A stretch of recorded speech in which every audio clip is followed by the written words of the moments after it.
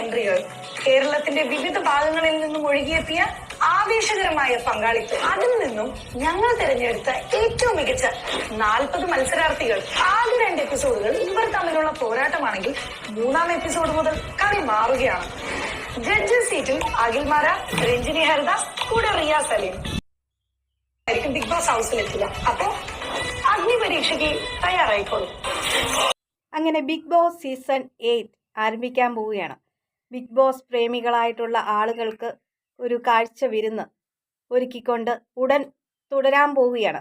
അതിൻ്റെ മുന്നോടിയായിട്ട് ഇന്നലെ രാത്രി 12:30 മുതൽ അഗ്നി പരീക്ഷ എന്നൊരു ഇത് നടക്കുകയുണ്ടായി. എന്തായാലും 40 കണ്ടസ്റ്റൻറ്റുകളാണ് ഇതിലേക്ക് വന്നിരിക്കുന്നത്. അതിൽ നിന്ന് 40 പേരിൽ നിന്ന് 20 പേരെ സെലക്ട് ചെയ്തതിന് ശേഷം പിന്നീട് 3 പേരിലേക്കാക്കുന്നു. അങ്ങനെ ഉള്ള ഓരോ പരിപാടികൾ തുടങ്ങിക്കൊണ്ടേയിരിക്കുകയാണ്. അപ്പോൾ ഇതിൻ്റെ അകത്ത് ആങ്കറിങ് ചെയ്യുന്നത് റെനീഷയാണ്, മുൻ ബിഗ് ബോസ് താരമാണ്. അതുപോലെ തന്നെ അതിൻ്റെ ജഡ്ജസ് ആയിട്ട് വന്നു നിൽക്കുന്നത് നമുക്കൊക്കെ ഏറെ പ്രിയങ്കരിയായ രഞ്ജിനി ഹരിദാസ്, അതുപോലെ തന്നെ മുൻ ബിഗ് ബോസ് താരമായിട്ടുള്ള അഖിൽ മാരാർ, അതുപോലെ തന്നെ റിയ സലീം. ഈ 3 പേരാണ് ജഡ്ജസ് ആയിട്ട് വന്നു നിൽക്കുന്നത്. ഇതിനിടയിൽ നമുക്ക് അഖിൽ മാരാരും അതുപോലെ തന്നെ റിയ സലീമും തമ്മിലുള്ള കുറച്ച് വാക്ക് തർക്കങ്ങളും ഒക്കെ നമുക്കിനി കാണാൻ പോകാൻ വരുന്ന കാഴ്ചകൾ തന്നെയാണ്. എന്തായാലും അഗ്നി പരീക്ഷ 10,000 പേരിൽ നിന്നാണ് 40 പേരെ സെലക്ട് ചെയ്ത് ഈ അഗ്നി പരീക്ഷ എന്നൊരു സംഭവം അരങ്ങേറിയിരിക്കുന്നത്. അതിൽ കൂടുതലും ലേഡീസാണ്, മോഡലിംഗ് ഒക്കെ രംഗത്ത് നിൽക്കുന്ന ആളുകളൊക്കെ ഉണ്ട്. അതിനകത്ത് 18 വയസ്സുള്ള ഒരു പെൺകുട്ടീനെ കാണാനിടയായി.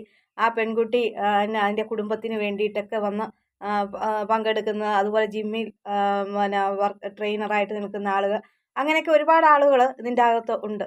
അങ്ങനെയൊന്നും എനിക്ക് തോന്നുന്ന ആ 40 പേരെ കണ്ടിട്ട് അത്ര പരിചയമുള്ള മുഖമല്ലാത്തതുപോലെയാണ് എനിക്ക് തോന്നിയിട്ടുള്ള പലരെയും കണ്ടിട്ട്. എന്തായാലും അഗ്നി പരീക്ഷ എന്നൊരു അതിൽ ടാസ്കുകൾ വന്നു. ഇതിലെ 3 ഗ്രൂപ്പായിട്ട് ഇവരെ തിരിക്കുന്നുണ്ട്. ആ 3 ഗ്രൂപ്പ്, ഒന്ന് രഞ്ജിനി ഹരിദാസിൻ്റെ ഒരു ടീം, അതുപോലെ തന്നെ അഖിൽ മാരാരുടെ, അതുപോലെ തന്നെ റിയ സലീം. ഈ രഞ്ജിനി ഹരിദാസ് ഫിയർലെസ് എന്ന് പറഞ്ഞ ഒരു പേരിലാണ് അറിയപ്പെടുന്നത്. അതുപോലെ തന്നെ Akhil Marar rough and tough, അതുപോലെ തന്നെ ഗെയിം ചേഞ്ചർ എന്ന പേരിലാണ് റിയ സലീം അറിയപ്പെടുന്നത്. അങ്ങനെ നമ്മുടെ ബിഗ് ബോസ് മാമാങ്കം തുടങ്ങിയിരിക്കുകയാണ്. ഒരുപാട് ആളുകൾ ആകാംക്ഷയോടെ കാത്തിരിക്കുന്ന ആളുകൾക്ക് ഒരു ഒരു വിരുന്നായി മാറട്ടെ, എല്ലാവരുടെയും കൺമുമ്പിൽ അത്രയും നല്ലൊരു പ്രോഗ്രാമായിട്ട് മാറട്ടെ എന്നാണ് ആഗ്രഹിക്കുന്നത്. ഒരുപാട് ആളുകൾ സ്നേഹിക്കുന്നവരുമുണ്ട്, ഇഷ്ടപ്പെടാത്തവരുമുണ്ട്. അങ്ങനെ ചില ആളുകൾ ഈ ഒരു ബിഗ് ബോസ് കാണുമ്പോൾ സ്ഥിരമായിട്ട് താല്പര്യമില്ലെങ്കിൽ പോലും കാണാൻ ശ്രമിക്കുന്നുണ്ട്. ചില ആളുകളെ ഇഷ്ടപ്പെടുന്ന ആളുകൾ. അങ്ങനെ നമുക്കറിയാം, കഴിഞ്ഞ സീസണുകളിലൊക്കെ അനുമോളെ ഒരുപാട് ആളുകൾ സപ്പോർട്ട് ചെയ്തു. അങ്ങനെ അനുമോളോടുള്ള ഇഷ്ടം കൊണ്ട്, ആ ബിഗ് ബോസ് എന്നൊരു ഷോയോട് ഇല്ലാത്തവരെ ഈ അനുമോളെ കാണാൻ വേണ്ടിയിട്ട് അനുമോള് ആ ഒരു ഷോയിൽ ഒറ്റപ്പെടുത്തുന്ന ആ ഒരു ഇത് കണ്ടിട്ട് അങ്ങനെയൊക്കെ അനുമോളെ സപ്പോർട്ട് ചെയ്യാൻ വേണ്ടിയിട്ട് വന്ന ഒരുപാട് ആളുകളുണ്ട്. അതുപോലെ തന്നെ അതിനു മുമ്പ് ജിൻഡോയെ, പിന്നെ ജാസ്മിൻ്റെയും ഗബ്രിയുടെ ആ ഒരു കോംബോ കാണാൻ വേണ്ടിയിട്ട് ഇരുന്ന ആളുകളുണ്ട്. അങ്ങനെ പല സീസണുകളിലും പല വ്യക്തികൾ ഈ പല ആളുകൾക്കിടയിൽ വലിയ ഇഷ്ടപ്പെട്ട ആളുകളായിട്ട് മാറിയിട്ടുണ്ട്. അങ്ങനെ അതിൽ നിന്നും ഇപ്പോഴും അവർ നല്ല രീതിയിൽ തന്നെ അറിയപ്പെടുന്ന ആളുകളൊക്കെ ആയിട്ട് ചിലർ ബിഗ് ബോസിൽ നിന്ന് ഇറങ്ങിയതിന് ശേഷം വൻ സെലിബ്രിറ്റികളായിട്ട് മാറിയ ആളുകളുമുണ്ട്. എന്തായാലും ബിഗ് ബോസ് ഉടനെ തന്നെ തുടങ്ങാൻ പോവുകയാണ് എന്നാണ് അറിയാൻ സാധിച്ചിരിക്കുന്നത്. അപ്പോൾ ഇവർക്ക് ഈ 40 പേർക്കും കൂടെ ഒരു മണിച്ചിത്ര താഴ് എന്നൊരു ടാസ്ക് കൊടുക്കുകയാണ്. അപ്പോൾ മണിച്ചിത്ര താഴിൻ്റെ അകത്ത് ഇങ്ങനെ ഒരു സൈഡിൽ കുറേ കീകൾ വെച്ചിട്ടുണ്ട്.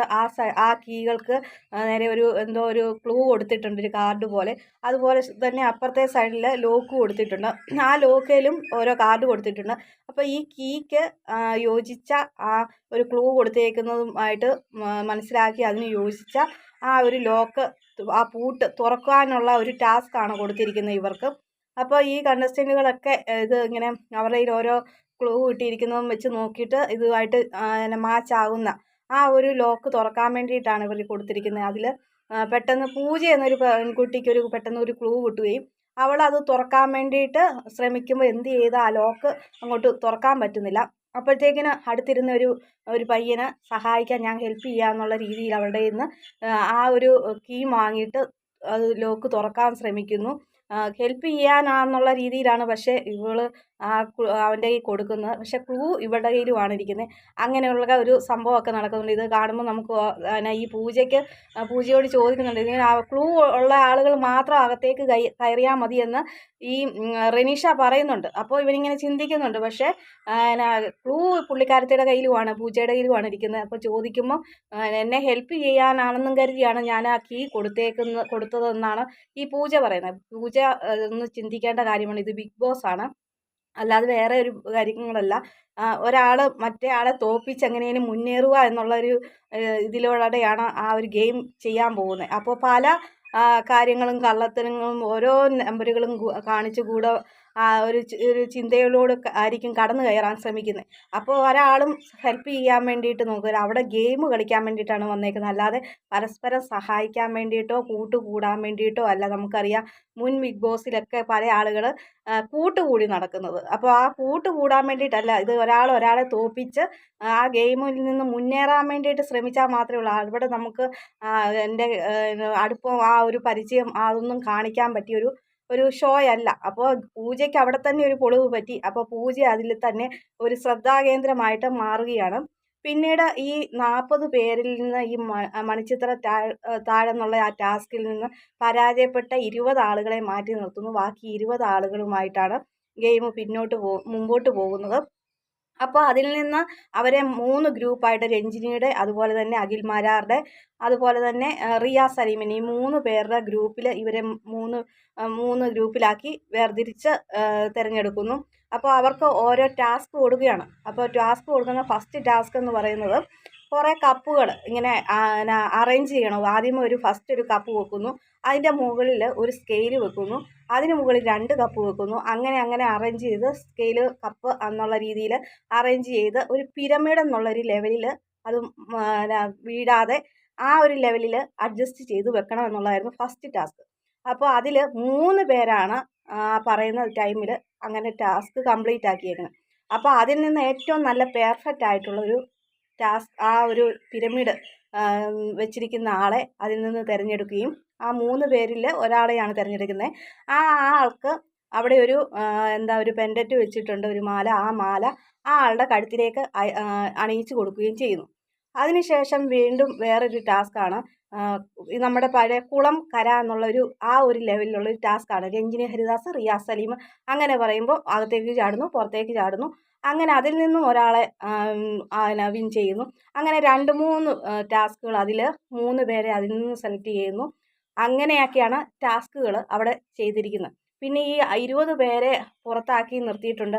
ഇവരിൽ നിന്ന് ആരെയാണ്, ഇവർക്ക് എന്താണ് ചെയ്യുന്നത്, ഇവർക്കാകെ വിഷമമാണല്ലോ എന്ന് നോക്കുമ്പോൾ റിയാസ് സലീം പറയുന്നുണ്ട്, നമുക്ക് അവർക്ക് ഒരു അവസരം കൂടെ കൊടുക്കാം എന്നൊക്കെ പറഞ്ഞാണ് അന്നത്തെ ആ ഒരു ഷോയെ അവസാനിച്ചിരിക്കുന്നത്. എന്തായാലും ഇനിയും വരാൻ പോകുന്നത് ഇതിപ്പം കണ്ടിട്ട് അത്ര വലിയ ഹാപ്പി ആയിട്ടുള്ള ഒരു ഇതായിട്ട് തോന്നിയിട്ടില്ല. എന്തായാലും എന്നെ സംബന്ധിച്ച് ഇനിയിപ്പോൾ നിങ്ങൾക്ക് ഇനിയും വരുന്ന ഓരോ എപ്പിസോഡുകളും വൻ വിജയമാകട്ടെ. അതുപോലെ തന്നെ നല്ല രീതിയിൽ തന്നെ കണ്ടസ്റ്റൻറ്റുകൾക്കൊക്കെ നല്ല രീതിയിൽ മുമ്പോട്ട് പോകാൻ സാധിക്കട്ടെ. നല്ല രീതിയിൽ ഗെയിം കളിച്ച് വരാൻ പോകുന്ന ഓരോ എപ്പിസോഡുകളും വൻ വിജയമാകട്ടെ. അതുപോലെ തന്നെ ഈ കണ്ടസ്റ്റൻറ്റുകളൊക്കെ നല്ല രീതിയിൽ തന്നെ ഗെയിം കളിച്ച് മുന്നേറി വിജയം കരസ്ഥമാക്കട്ടെ. അതുപോലെ തന്നെ കാണികൾക്ക്, ഇത് ബിഗ് ബോസ് പ്രേമികളായിട്ടുള്ള പ്രേക്ഷകർക്ക് നല്ലൊരു കാഴ്ച വിരുന്ന് ഉണ്ടാക്കി കൊടുക്കട്ടെ എന്ന് ആശംസിക്കുകയാണ്. അതോടൊപ്പം തന്നെ ആദ്യമായിട്ടാണ് എൻ്റെ ചാനൽ കാണുന്ന പ്രേക്ഷകരെങ്കിൽ ലൈക്ക് ചെയ്യാനും സബ് ചെയ്യാനും, അതോടൊപ്പം തന്നെ ലൈക്ക് ചെയ്യുമ്പോൾ ഹൈപ്പ് എന്നൊരു ഓപ്ഷൻ ഉണ്ട്, സപ്പോർട്ട് ചെയ്യാനും മറക്കരുത്.